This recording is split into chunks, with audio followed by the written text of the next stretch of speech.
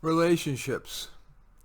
They can be some of life's most enlivening, enriching, elevating experiences, and they can be a disaster. Few things are more stressful than the long, protracted divorces that too often take place.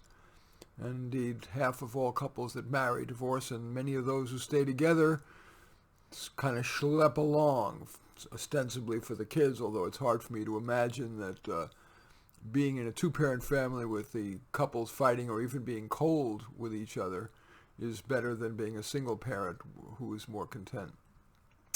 Well, on this edition of How to Do Life, we're going to talk about best practices for meeting someone, including online, evaluating them in the short term, evaluating them in the long term, should you marry, and the solo option. Some people are simply happier being alone on a long-term basis and having, little short relationships along the way. In any event, let's talk about meeting. Of course, today there have been recent studies that show that the most popular way, most successful way that many people, not all, meet for a relationship, short and long term, is online.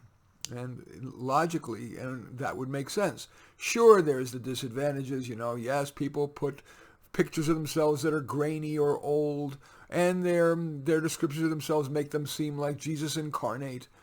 But all things being equal, because of the massive numbers of people online, there are 25 million on Match.com alone, and in your local area, if you're near a metropolitan area, thousands and thousands.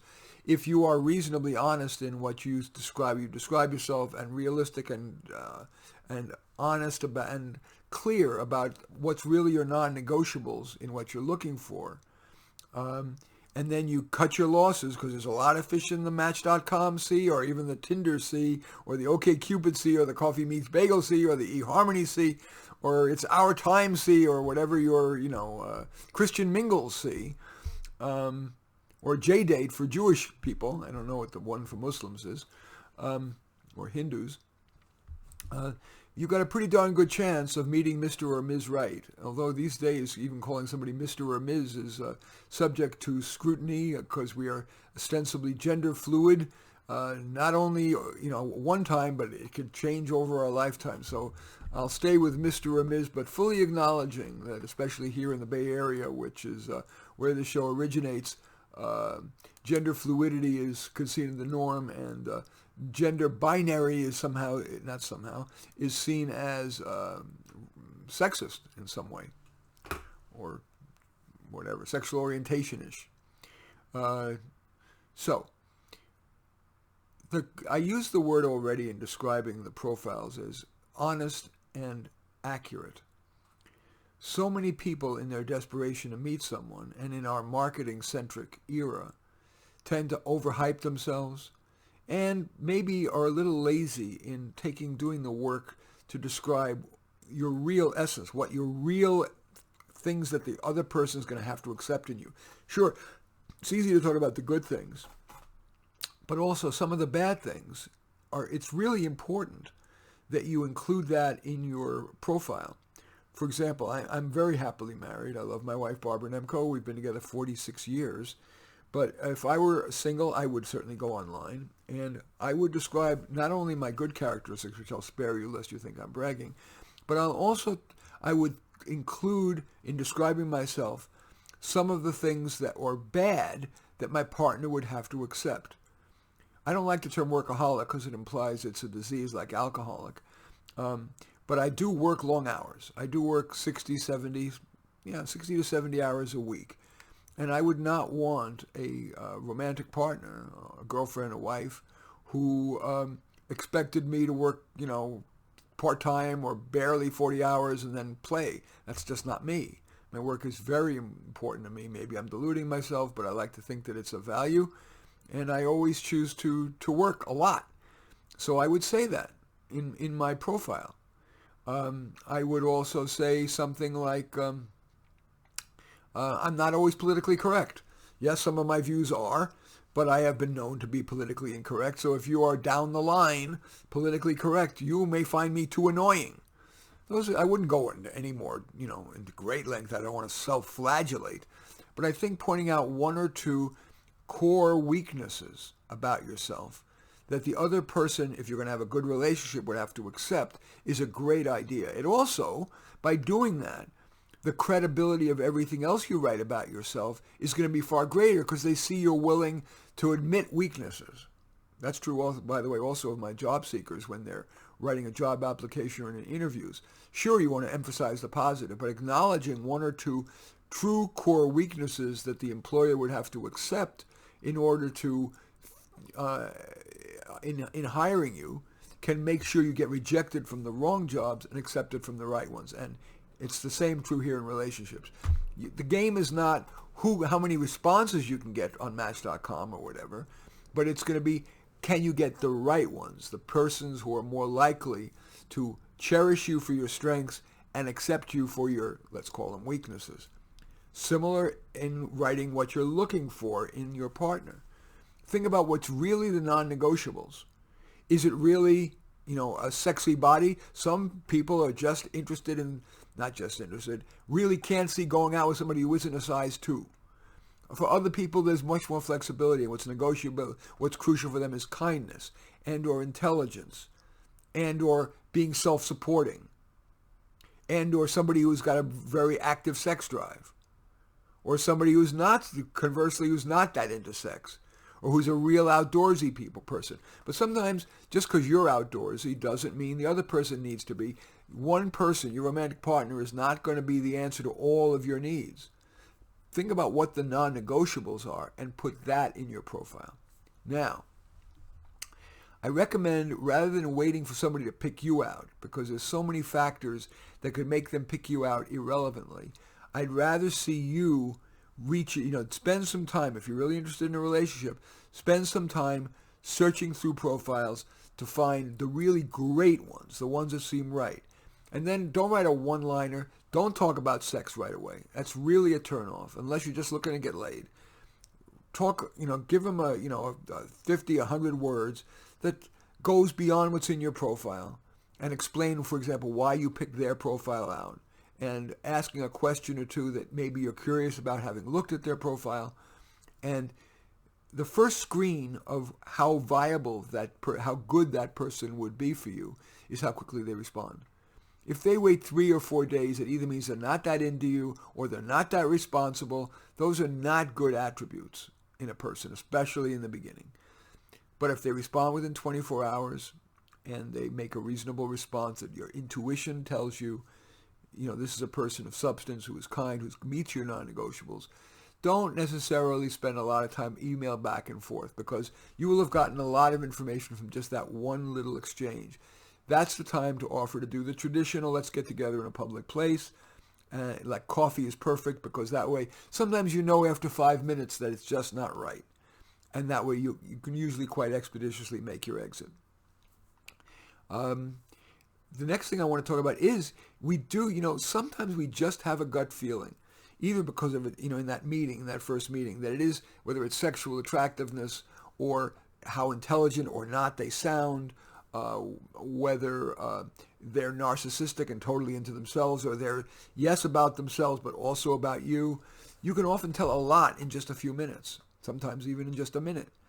So I really urge you, as I mentioned earlier, there's so many fish in the sea, that if you get the sense this is not the right person, rather than saying, maybe I need to give it more time, or maybe I'll fix him or her. Oh my God, that's almost always difficult. Much better to be polite, respectful, give a brief, honest, but tactful reason why it isn't quite right. Saying something like, gee, you're not quite as intellectual as, I kind of am looking for in my romantic partner or whatever. And then put your hand out, say it was nice meeting you, and get out of there. The more you can do that and cut your losses, when you really in your heart of hearts, this is not Mr. or Ms. Right, that's really invaluable. That's all. And pictures, please. You want to have normally 3 pictures. One is head and shoulders. Again, you should be wearing what you feel most relaxed and comfortable with. Don't try to look too sexy. If you're a man, the hell with the gold chains and 3 open buttons. Don't do that. It's just too overt. If you're a woman, we don't need to see a lot of cleavage. Maybe none. Maybe a touch. That's all you need to do. And another picture that's a full body shot wearing something you'd wear perhaps at work. And then another full body shot where you are doing maybe your favorite recreation, that particularly one you might like to do with that person. If you like to go out in the town, maybe it's a dressy dress. If you're a hiker, it's your clothing you'd wear for hiking. If you're a dancer, it's what you'd wear for dancing, whatever it is. Now I want to turn to the second most likely way to meet people, romantic partner, which is getting set up. When you're getting set up by your friends know you, and they're usually not going to set you up with somebody they think is totally wrong or is just a person who is not appropriate for a relationship. But again, be clear about what your non-negotiables are and be systematic. Send an email or a phone call or whatever to maybe your 5 or 10 people who most care about you and know people, saying what you're looking for. So in other words, I'll use myself as an example. If I were single, I would say something like, as you know, I'm a hard worker. I like to think of myself as pretty intelligent, and I value kindness, really important. And what I'm looking for in a woman is she doesn't need to be a size 2, but being very overweight does not turn me on. I like her to be intelligent. I like her to be. She doesn't need to be rich, but she needs to be stably employed, doing some interesting ethical work. And I don't mind her being a few years older than me. That's okay. I don't think I'd want somebody much younger than me. Might you know somebody who you think I should meet? There's just enough specificity about yourself and the other person to trigger in the other person's mind somebody who they might want to set you up with. So that's number 2. Now, let's say now I want to talk a little bit about if you're in a relationship and you're trying to see whether you should get more serious, even think about marriage, living together, whatever. I like to think of I like to describe something called a relationship report card. Nobody's an A in everything, but you certainly, almost anybody deserves at least a B average, if not a higher, on all of the following. Sexual compatibility. That doesn't mean being great at sex. It means that his or her sexual drive and behavior is compatible with yours. If you're somebody who wants and craves sex every day, twice a day, you want a partner where you're in sync. If you're somebody who's more of the once a week crowd or the once a month crowd, or even asexual, you want to rate the compatibility A, B, C, D, or F. Then, of course, there's the out-of-bed compatibility. This is about how well you enjoy talking with each other, doing things with each other. Do you feel good being with the person when you're out introducing them to your friends or at a party? Do you feel good about them? Rate that A, B, C, D, or F. Third is, indeed, lack of a fatal flaw. Generally, if somebody is suffering from a major illness, physical or mental, or is a gambling addict, or is abusive verbally or physically, those kind of things are, there's always exceptions, especially if you yourself are subject to those kind of problems. Spendaholics, gambleaholics, all the rest of it. You want to rate that person on the scale from A to F as well. Then there is, I think the other real big one is just this wild card. There is a love thing. There's a feeling thing. I know that I feel great just whenever I hear my wife calling me, even though we've been together 46 years, there's a little excitement I feel excitement that she's calling. Or if we're even in the same room with each other, even if we're in parallel play, I'm on the computer and she's reading, it feels good to be with her. So that is the wild card, ineffable thing called love. Very hard to describe, but there needs to be that, and rate that A, B, C, D, or F. So that report card is a particularly useful tool. You're listening to How to Do Life. I am Marty Nemko.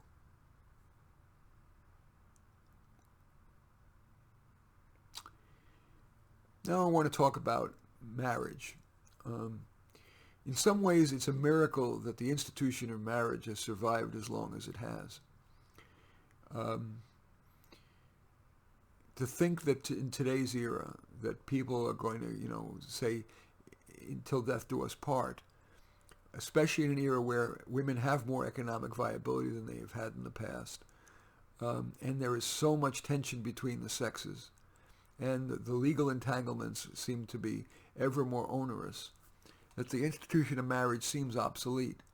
And yet still a large percentage of people, although a declining percentage of people, still aspire to marriage, if only for the kids, although there certainly are many single parents who have kids, and there isn't the stigma associated with it that were when I was growing up. Should you marry? And this is just a personal opinion. I think that in most cases the answer is no. There's no reason you can't live together, have a monogamous relationship if you want, or however you choose to define your romantic, long-term, stable relationship. But marriage is really only right if you're damn sure you say, this is the woman or man who I want to proclaim to the world, that at least I intend to be with for the rest of my life. There is something emotional that feels almost otherworldly, supernatural, cosmic about proclaiming to each other and to your family and your friends that we are going to try to make this thing work in sickness and in health, for richer or for poorer, till death do us part. What I will say is it does sadden me that sometimes people who can't begin to afford it spend so much money on their special day because they want to create the fantasy. So they might spend $50,000, $60,000, $70,000 on that one day, which could so much make their life easier in terms of housing, month-to-month expenses. For me, and this is my bias, but I share it with you. The wise thing to do is to have a simple wedding, usually in an outdoor, beautiful place, especially if you live in California, where we are, or in a temperate climate, on a beach, in a forest, on top of a hill or a mountain or whatever. Those seem to be purer, more holy, if you will, even in a secular sense, than in a reception hall, which almost feels in some ways like a house of prostitution, where, one Saturday afternoon there's one in there, and then they leave, and then another one comes in Saturday night, another one Sunday. There's something that doesn't feel as romantic about a wedding ceremony and a wedding reception in some kind of if you're a religious person, of course, you'll want to do it in a church, a synagogue, a mosque, whatever. But having a reception in a place that is nature and beautiful is not only feel more authentic, but it costs you nothing. There are many municipalities that enable you to rent the space for a wedding for little or no money. So I think that's all I want to say about weddings. Now let's talk about problems in relationships. Of course, every relationship has problems.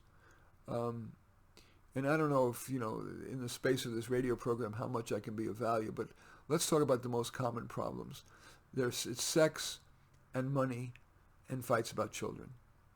And work, which is related to the money thing. So let's talk about sex. As I said, it was the first thing I talked about when we talked about that relationship report card. It is really hard to remedy incompatible sex drives.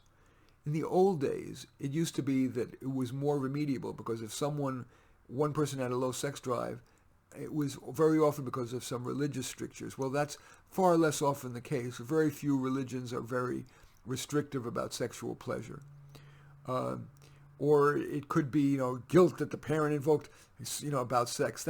We live in since the 60s, we've lived in a much more sexually permissive society. So if somebody's got a low sex drive, it's usually not remediable, but, like if it was caused by a parent or church.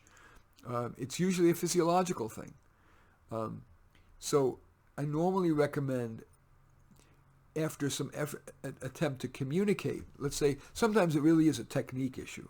It's sharing with your partner what you like and what you don't like. That's perfectly great to do, not just perfectly okay. It's the right thing to do, whether it be verbally or tactily, showing what you like and don't like. But after a reasonable amount of that, if there still remains a major difference in sex drive, then you probably have to either accept it or decide that if you have a very high sex drive and that's really very important to you. I'm not a big fan of cheating. It does happen. Many marriages survive, but it often takes a big toll. So you have to make that decision. If you are one of these high sex drive people with a person who turns out to have a low sex drive, or the sex was great in the beginning, and then, as so often is the case, after, a certain amount of time, it dissipates. Then you have to make the big decision. Do you cheat? Do you have an open marriage? Do you break up? There's an old saying that says, if you put a penny into a jar every time you have sex, into a piggy bank or a jar, every time before you get married, and then you take a penny out every time you have sex afterwards, you will never empty the jar. It's kind of a sad state of affairs, but there is some truth to it. Let's talk about money. Couples fight all the time about money, and actually the most, certainly a common thing that couples fight about money is in earnings and in spending, both. Those are the two things. So in earning, very often, especially before a marriage or before living together, both parties are working and contributing income, both members of both pairs in the couple.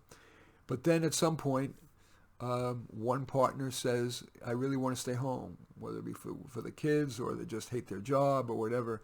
And now all the burden, or most of the burden of income, is on one of the partners. And that is a tremendous crushing burden, because there are very few jobs that pay well enough for one person to support both of you and the kids. And by the way, speaking of kids, there's a rich literature that says that kids turn out just fine with working parents, when both parents are working. Quality time is what matters.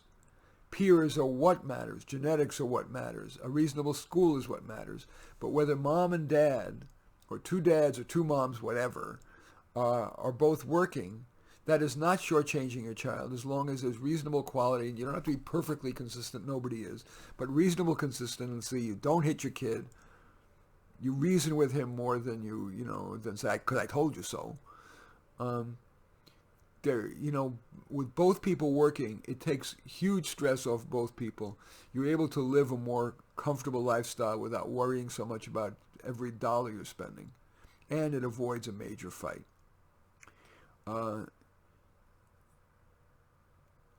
I've found, to be really honest, when one person is the primary breadwinner and he or she is overstressed by all the financial burden, and ask the spouse to contribute more income, the typical response is passive aggressive. They'll say, I can't, it's better for the kid. They'll say, I tried, or I have no skills, or I lost my network, or I don't want that job, or that job is too bad. They find a million excuses to not do it. So after a brief effort, again, I think the answer is either acceptance or decide you just can't deal with having to take all the burden yourself. And the other side of the money argument is spending. And this may be a little more ameliorable, especially if your partner is not bringing in much money, but likes to spend a lot. That, again, it adds more to the crushing, stressful weight on the income earner's shoulders. It is really critical. It doesn't go away. This is one of those problems that tends to metastasize, the spendaholic tendency. It's I call it the hedonic treadmill. The person has an emotional hole, or feels the way to fill their emotional hole, or maybe it's just the American capitalist way that you try to buy your way to contentment. But what typically happens is you get on the hedonic treadmill, which is you buy something, a new, I'm just going to say a new piece of clothing, and you feel good for a little while, but then that quickly dissipates, and you need to buy something else, usually something bigger and bigger and bigger, and before you know it, your MasterCard bill makes you gulp, and that can indeed cause incredible stress between in a couple. You've got to really talk honestly about this, and candidly, in terms of, notice I'm using feeling words. I'll role play here.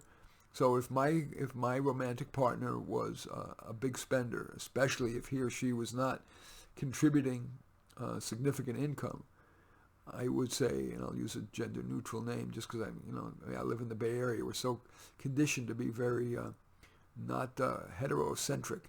So I'll say, Chris, could we sit down? I'm a little worried, and I hope we can work this out. I'm feeling under great stress to, I'm in the marketing department at the company or the fundraising department of the nonprofit, and making a reasonable living, but I'm barely keeping my head above water, and I'm worried about having to lose the house, and we're barely making our mortgage payments, and every month I look at the credit card bills and I see so much spent on jewelry, eating out. You wanted a Beamer and you got a Beamer, and our monthly payments on the Beamer. I'm drowning in the stress and fear. I'm wondering what we're going to do about it. So, using those emotional words can often be a very helpful way to deal with money.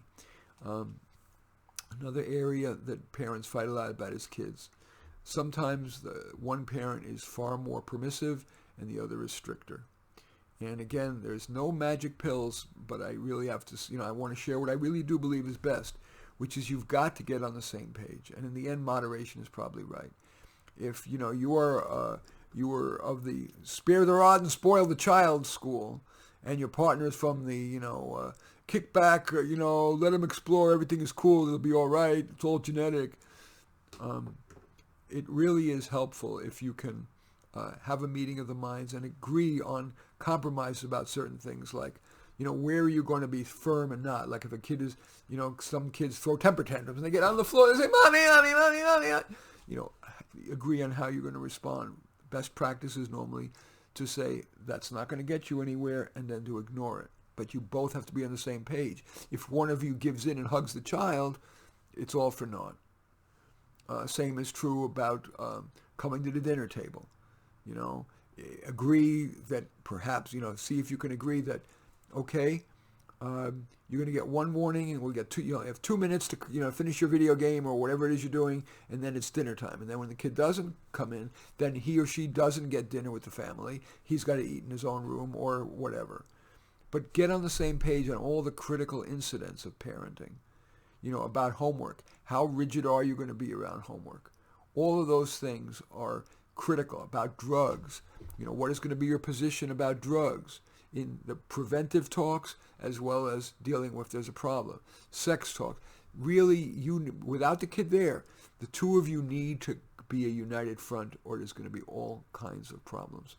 In any case, and I didn't have time to talk about the solo option. I'll simply say many people, increasing numbers, are finding that the freedoms of being alone, solo, with occasional dating or whatever, or platonic friends, ends up being a better option than the endless compromises that end up having to be made in a couple. In any event, those are my thoughts on relationships. And as I like to end every edition of How to Do Life, I want to remind you that we find comfort among those who agree with us, growth among those who don't. I'm Marty Nemko.